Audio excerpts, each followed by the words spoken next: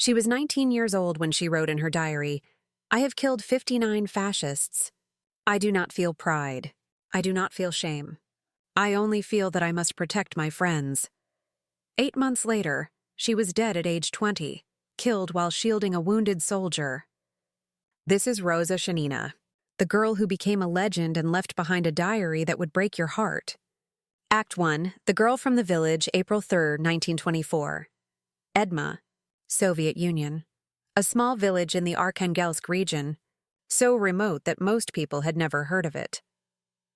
Roza Shanina was born into poverty. Her family lived in a small wooden house. Her father was a milkman. Her mother took care of 6 children. They had barely enough food. Winter temperatures dropped to -40 degrees. But Roza was different from other village girls. She was intelligent, curious, ambitious. She wanted more than the life her village offered. At age 14, Roza did something almost unheard of for a girl from her background. She walked 200 kilometers to the nearest city, Arkhangelsk, to attend school. 200 kilometers. On foot, because she wanted an education. Her parents couldn't understand it. "Why do you need school? You will marry, have children, live here like everyone else." Roza's response, "I want to see what else is possible." She enrolled in a nursery school teacher training program. She was good at it. She loved working with children. She had her whole life ahead of her. Then June 27, 1941 happened. Nazi Germany invaded the Soviet Union, and everything Roza Shanina had planned for her life was about to be destroyed. The war came to her village quickly. German forces advanced deep into Soviet territory. Villages were burned. Civilians were killed. Young men were conscripted into the Red Army. Roza's older brother Mikhail volunteered immediately. He was 20 years old. He promised Roza he would come back. He never did. Mikhail was killed in action in 1941. Roza received the news by letter. She was 17 years old. She sat in her small room and cried for 3 days. Then she made a decision that would define the rest of her short life. She would avenge her brother. She would join the war. She would kill fascists. But there was a problem. The Soviet military was not accepting female combat soldiers yet. Women could be nurses, support staff, communications operators, but not fighters. Roza didn't care. She kept applying, kept requesting combat duty, kept writing letters to military offices. Finally, in 1943, her persistence paid off. The Soviet Union had begun accepting women into sniper schools. Roza was accepted. She was 19 years old. She had never fired a gun before. She was about to become one of the deadliest snipers on the Eastern Front. Act 2, The Training Central Women's School of Sniper Training, Moscow, 1943. Roza arrived with approximately 500 other young women. Most were like her, motivated by personal loss. Brothers killed. Fathers killed. Villages destroyed. They all wanted revenge. The training was brutal. They learned to shoot the Mosin Nagant rifle, how to calculate wind, how to judge distance, how to control breathing, how to wait for hours without moving. But the hardest part was mental training. "You will kill human beings," the instructor told them. Not targets, not enemies. Human beings with families, with loved ones, with lives. Can you do that? Many women couldn't. They dropped out. Went to nursing corps instead. Roza stayed. In her diary, which she had started keeping, she wrote, "They ask if I can kill. I do not know. I have never killed. But my brother is dead. My village burns. My country is invaded. So I will learn." Roza excelled in training. She had natural talent, steady hands, excellent eyesight, patience. Most importantly, she had something many other students lacked: cold calculation. Because Roza had realized something that would make her one of the most effective snipers in the Red Army. She realized that emotion was the enemy. Many snipers struggled with guilt, hesitated before shooting, thought about the person in their crosshairs. Roza didn't. Not because she was cruel, but because she had decided that survival required disconnection. In her diary, she wrote, "I do not think about who they are. I think only, this person is trying to kill my friends. Therefore, this person must die. It is mathematics. It is survival. It is war. This cold logic would make her extremely effective, and it would also slowly destroy her humanity." Roza graduated from sniper school in April 1944. She was assigned to the 184th Rifle Division. She was 20 years old. She had been given a rifle, a uniform, and orders to kill. And she was about to discover just how good at killing she could be. Act T3, the first kill May, 1944. The 3rd Belarusian Front, Roza's first combat deployment.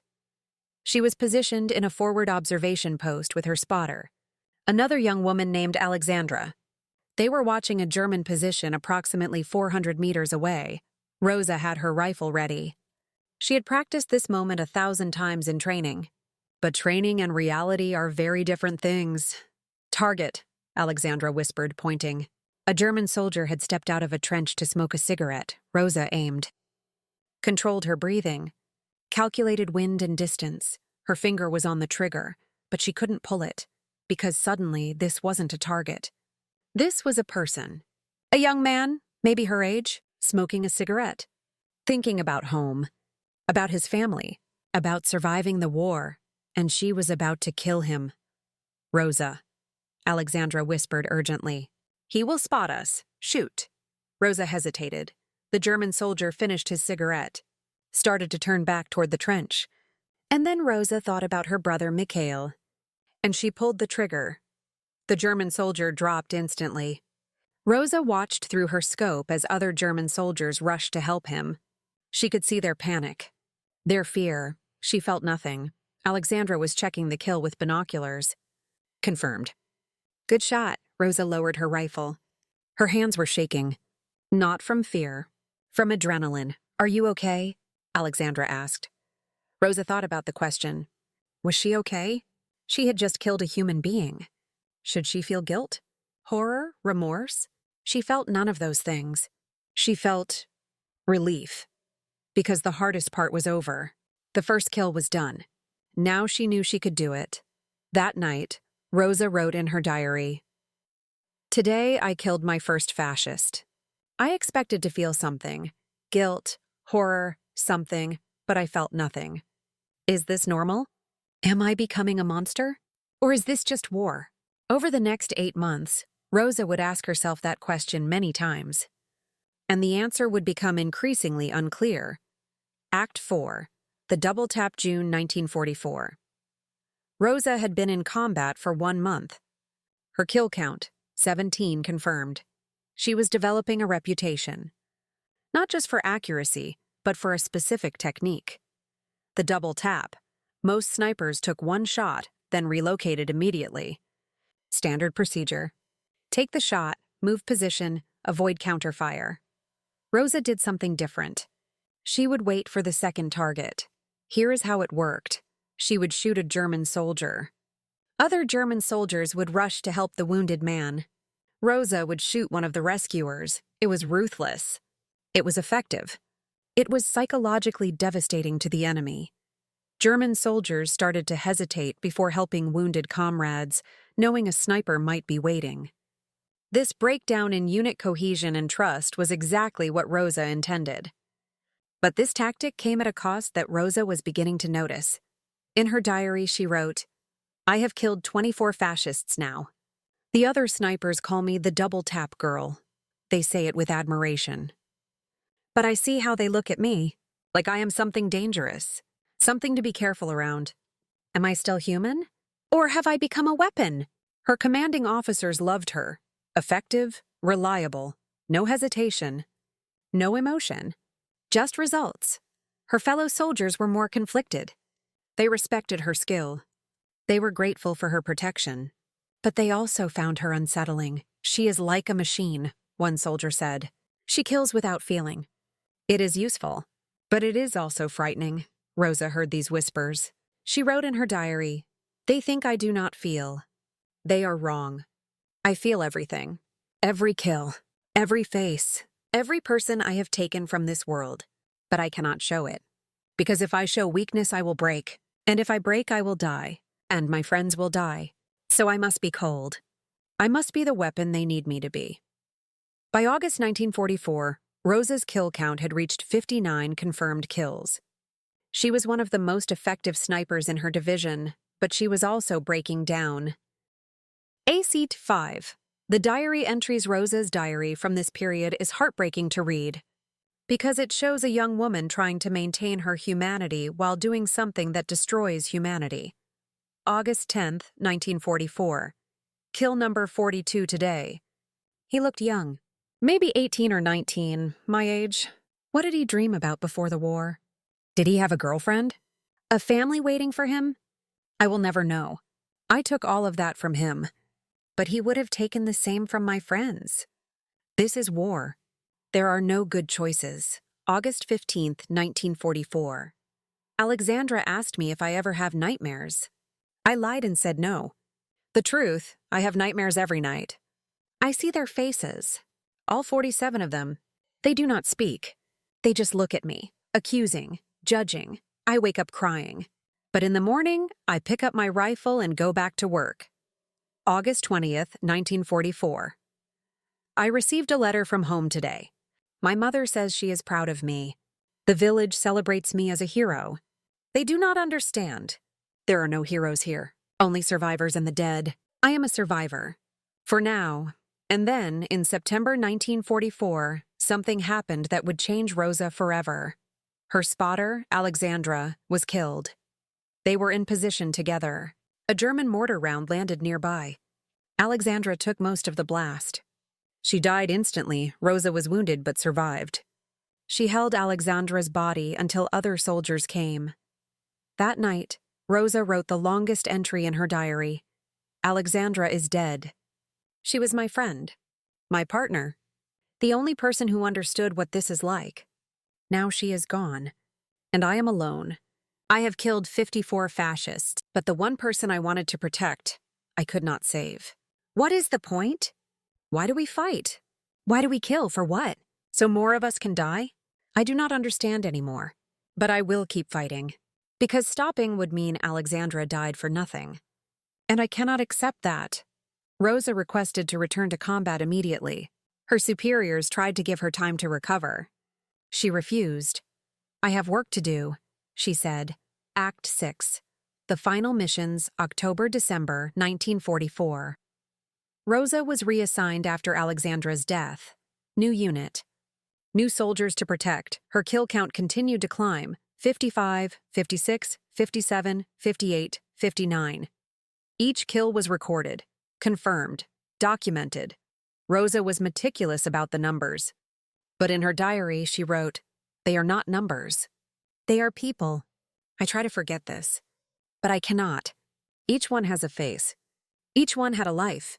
I have taken 59 lives. When I die, and I will die, I know this now. Will God forgive me? Will my brother understand why I did this? Roza was becoming increasingly certain she would not survive the war. She started writing letters to be sent to her family after her death. One letter to her mother. Mama, if you are reading this, I am dead. I am sorry I did not come home. I am sorry I chose war instead of life. But I could not let Mikhail's death be meaningless. I could not let the fascists win. I hope you understand. I hope you can forgive me. January 1945. The war was entering its final phase. Germany was being pushed back. Victory was close. Roza just needed to survive a few more months. January 27, 1945. A small village in East Prussia. Roza's unit was advancing through recently captured territory. They encountered German resistance. Shooting erupted. Soldiers took cover. A Soviet soldier near Roza was hit. He fell, wounded but alive, exposed in the open. Standard procedure. Wait for covering fire before attempting rescue. Do not risk yourself for one man. Roza didn't follow procedure. Act 7. The last choice. Roza ran toward the wounded soldier. Bullets hit the ground around her. She reached him, grabbed him, started dragging him toward cover. That is when she was hit. The bullet struck her in the abdomen. She felt immediate, overwhelming pain. She fell. Other soldiers rushed to help. They pulled both Roza and the wounded soldier to safety.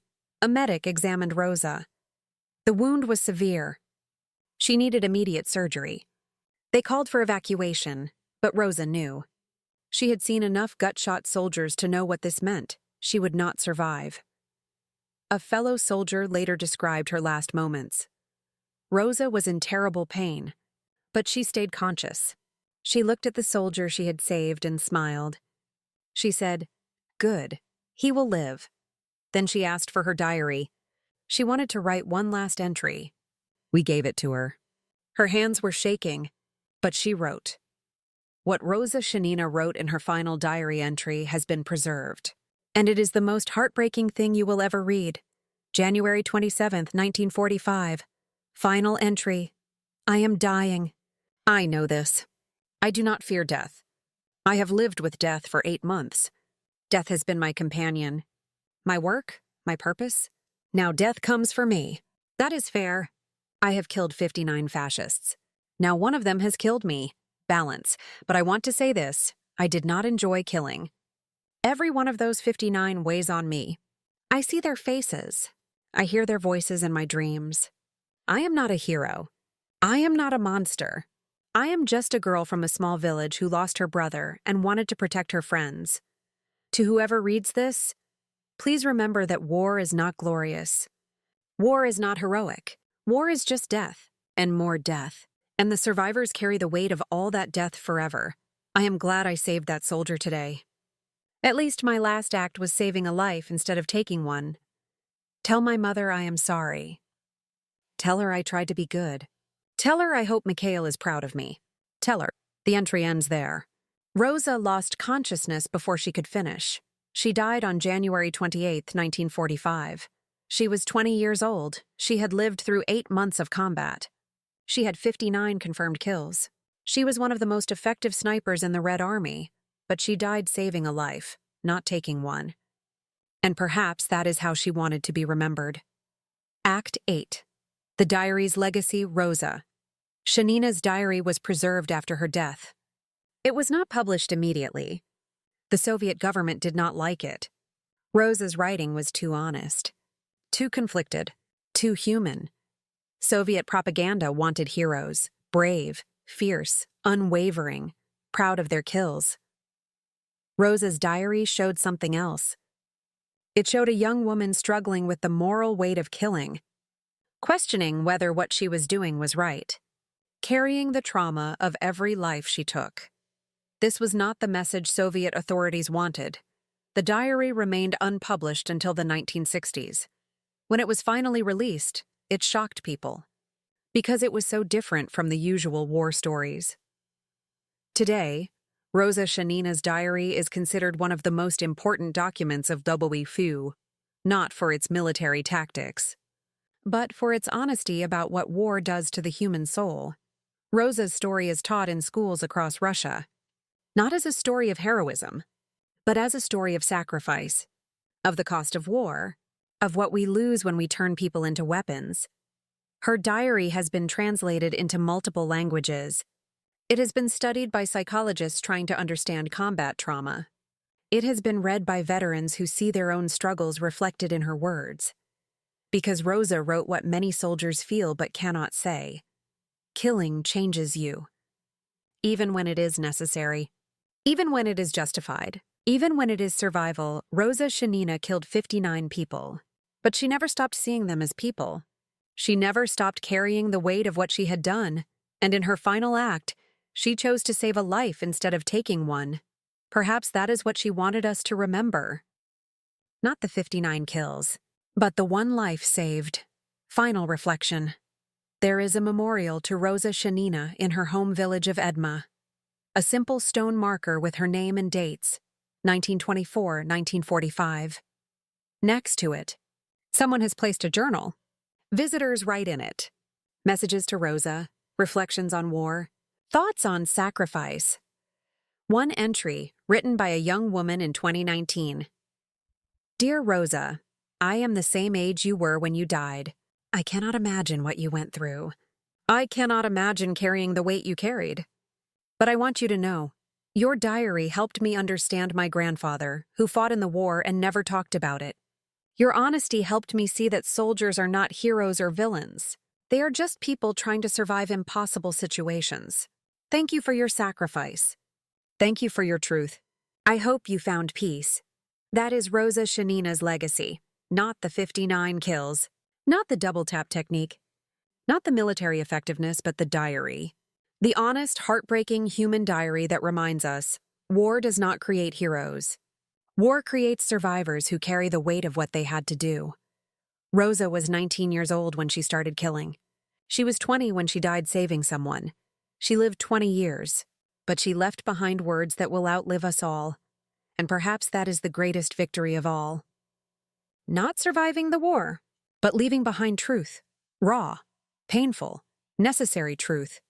Rest in peace, Roza Shanina, the girl who became a weapon, who never forgot she was human, who died protecting others, who left behind words that changed how we think about war. You were not a hero. You were something more important. You were honest. Want more stories of young warriors who changed history? Watch Lyudmila Pavlichenko or The Night Witches next. Or explore the complete Legendary Warriors series.